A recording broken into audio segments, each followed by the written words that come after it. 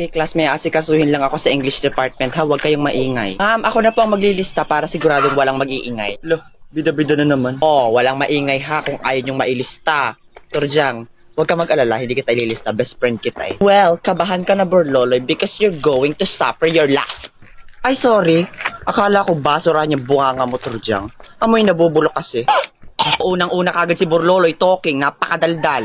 Oh, teach, standing, huwag kang tumayo, ililista rin kita. Trisha, breathing, huwag kang huminga, tanga. Bobo ka ba ka rin? Anong klaseng paglilista yan? Pati paghinga pinagbabawal, bakit hindi ka ba nahinga? Bayaan mo yan, Trisha, wala naman yang lang.